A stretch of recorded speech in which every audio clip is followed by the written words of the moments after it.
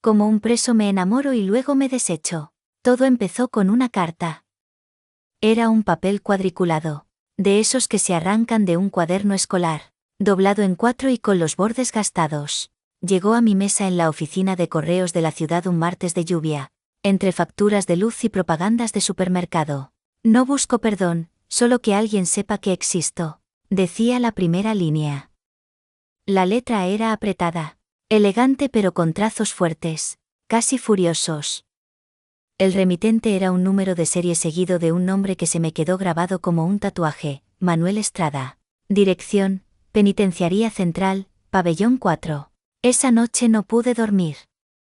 Mi departamento se sentía más vacío que de costumbre. El tic-tac del reloj en la cocina me recordaba que mi vida era una línea recta sin sobresaltos, del trabajo a la casa, de la casa al trabajo. Por pura curiosidad, por puro aburrimiento, o quizás por esa soledad que te hace hacer locuras, agarré una hoja y le respondí. No puse mucho, solo que lo había leído y que esperaba que su situación no fuera tan terrible. Fue el principio de mi ruina. A la semana siguiente llegó la respuesta. Y después otra. Y otra más. Empezamos a escribirnos a diario.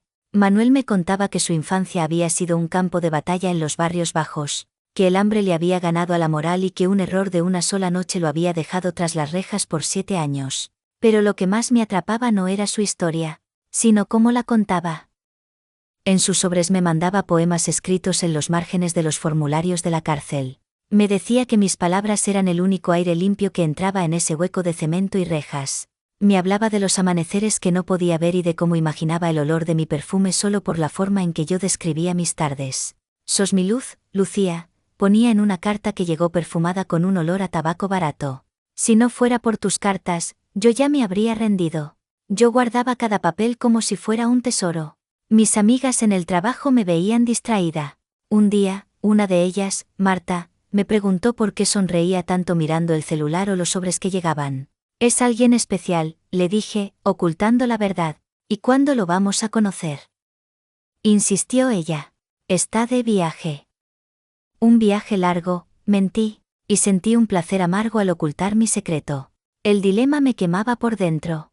Yo era una mujer derecha, nunca me había saltado un semáforo en rojo, y de repente estaba enamorada de un hombre que el mundo llamaba criminal. Mi papá, que era policía jubilado, siempre decía que el que nace doblado nunca se endereza.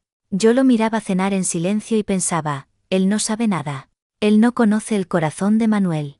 Me sentía superior. Sentía que yo era la única en el mundo con la sensibilidad suficiente para ver el diamante en el lodo. La primera vez que fui al penal, casi me doy vuelta en la entrada. El olor a cloro, sudor y desesperanza se te mete en los poros. Pasé por los controles, dejé que las guardias me revisaran hasta las costuras de la ropa y caminé por esos pasillos grises que parecen no terminar nunca. Me senté frente al vidrio sucio y esperé. Cuando apareció él, sentí que el corazón se me iba a salir por la garganta.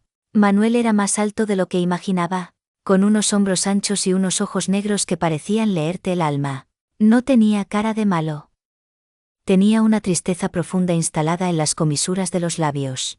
Apoyamos las manos en el vidrio, cada uno de un lado. El frío del cristal me dio un escalofrío. Viniste, dijo él, y su voz era un susurro rasposo que me hizo vibrar hasta los pies. Te lo prometí, respondí, y en ese momento supe que estaba perdida. Desde ese día, mi vida se volvió una misión. Manuel necesitaba un abogado nuevo para pedir la libertad condicional, y yo me encargué de todo. Saqué un préstamo en el banco que me comprometía el sueldo por 3 años. Pagué honorarios, pagué fianzas, pagué paquetes de comida que le enviaba todas las semanas para que no le faltara nada. Mi cuenta bancaria se vació, pero mi ego se llenó, yo era su salvadora. Yo era la mujer heroica que sacaba al hombre de la oscuridad. Cuando mi familia se enteró, se armó el escándalo que yo tanto temía. Mi papá me prohibió la entrada a su casa. Ese tipo te está usando, Lucía. Te está sangrando la plata y te va a romper el alma, me gritó desde la puerta de su casa. Elegí, él o nosotros. Él me necesita, respondí con una soberbia que hoy me da asco. Ustedes solo ven los errores, yo veo a la persona. Me fui de ahí llorando, pero convencida de que mi amor era una batalla que valía la pena. El día que Manuel salió, Lo esperé en la puerta del penal con un sol que rajaba las piedras. Hacía 3 meses que no nos veíamos porque lo habían trasladado de pabellón. Cuando cruzó la reja final con su bolsa de consorcio al hombro, corrí hacia él. Lo abracé con todas mis fuerzas, esperando que él me levantara en el aire como en las películas. Pero Manuel se quedó un poco rígido. Me dio un beso corto y miró hacia la calle, hacia los autos que pasaban, con una mirada de ansiedad que no me gustó. Vamos a casa, le dije, agarrándolo de la mano. Sí, vamos. Necesito un trago, fue todo lo que dijo. Lo llevé a mi departamento. Había comprado sábanas nuevas, su comida favorita y hasta le había hecho un espacio en el ropero. Pero Manuel no parecía feliz. Se movía por el living como un animal enjaulado. Se quejaba de que el techo era bajo, de que los vecinos hacían ruido, de que la televisión era vieja. Tenés que tener paciencia, Manuel. Saliste hoy, le dije, tratando de calmarlo. Paciencia, tuve 6 años, Lucía. Ahora, quiero vivir. Esa primera noche no fue como yo soñaba.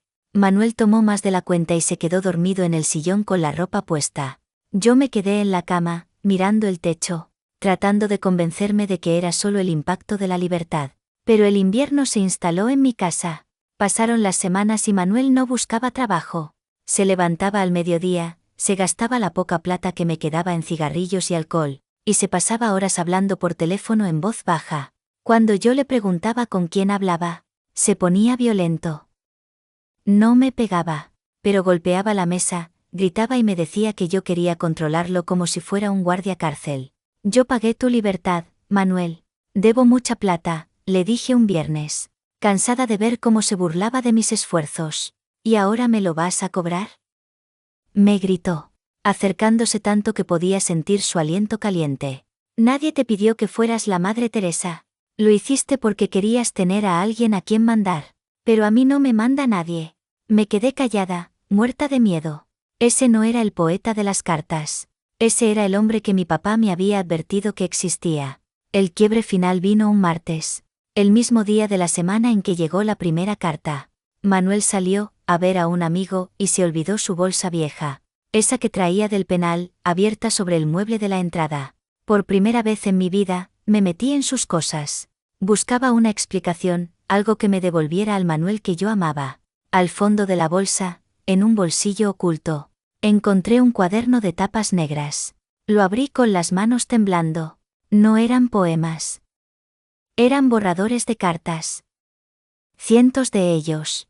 Querida Mariana, sos mi luz en este hueco. Querida Elena, tus palabras son el único aire limpio que entra acá. Querida Claudia, cuento los días para que me saques de este infierno. Eran las mismas frases. Las mismas metáforas. El mismo aire limpio. Manuel tenía un libreto. Tenía una red de mujeres a las que les pedía plata, comida y amor. Yo no era su salvadora. Yo era la que había ganado la carrera de las tontas porque fui la que más plata puso para el abogado. Sentí que el estómago se me daba vuelta. Me senté en el suelo y lloré sin ruido, para que los vecinos no escucharan mi vergüenza.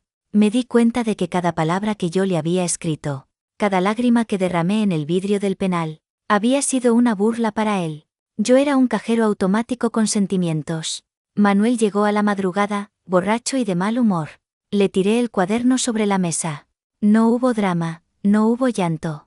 Se sirvió un vaso de agua, leyó un par de páginas y se encogió de hombros. ¿Y qué querías? Me dijo con una frialdad que me partió el alma. El encierro es aburrido, Lucía. Hay que entretenerse. Y vos eras tan fácil, tan necesitada de que alguien te quiera.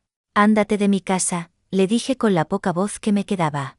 Me voy, no te preocupes. Este lugar ya me queda chico. Se fue a la habitación, agarró sus cosas y volvió al living. Me miró de arriba abajo con desprecio. Gracias por el abogado. Por lo menos serviste para algo. Escuché la puerta cerrarse. Manuel se llevó mi televisor, mis pocos ahorros en efectivo y un reloj de oro que era de mi abuela. Me dejó con una deuda bancaria de 3 años y el orgullo hecho pedazos. Pasó un mes. Me arrastraba por la oficina como un zombi. Había vuelto a hablar con mis padres, pero la vergüenza no me dejaba mirarlos a los ojos. Un sábado a la mañana, tuve que pasar por la zona de la penitenciaría central para ir a cobrar un trámite. En la fila de las visitas, vi a una chica. No tendría más de 20 años. Llevaba un vestido floreado, el pelo bien arreglado y una canasta llena de comida casera. Sus ojos brillaban como los míos hace 3 años. Tenía esa mirada de quien cree que está viviendo una película de amor prohibido. Me detuve frente a ella. No podía evitarlo. Hola, le dije. Hola, me respondió ella, con una sonrisa radiante. Qué lindo día para las visitas, ¿no? Miré el paquete que tenía en las manos. En la etiqueta blanca, con una letra que ella seguramente consideraba hermosa, decía, destinatario, Manuel Estrada. Pabellón 4. Sentí un impulso de agarrarla de los hombros y sacudirla. De mostrarle el cuaderno de las mentiras que todavía llevaba en mi bolso como una cicatriz que no deja de doler. Quise decirle que Manuel no era un poeta, que el aire limpio era una trampa y que su amor le iba a costar cada peso y cada lágrima de su vida. ¿Es la primera vez que venís? Le pregunté. Sí, me contestó, acomodándose un mechón de pelo detrás de la oreja. Nos escribimos hace un año. Él es diferente a todos los hombres que conocí. Me entiende como nadie. Dice que soy su luz.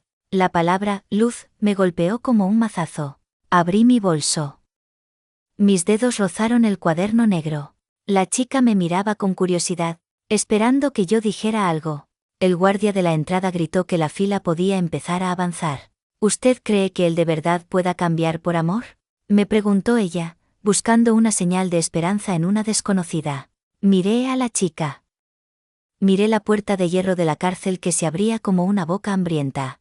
Vi a los otros familiares entrando, resignados. En mi mente vi a Manuel, sentado frente al vidrio, preparando su mejor sonrisa triste y apoyando la mano para recibir a su nueva víctima. Él no va a cambiar, dije al fin. La chica borró la sonrisa y me miró con enojo. Usted no lo conoce. Usted no sabe lo que él sufrió. Lo conozco mejor que nadie, respondí, sacando el cuaderno del bolso. Pero no importa lo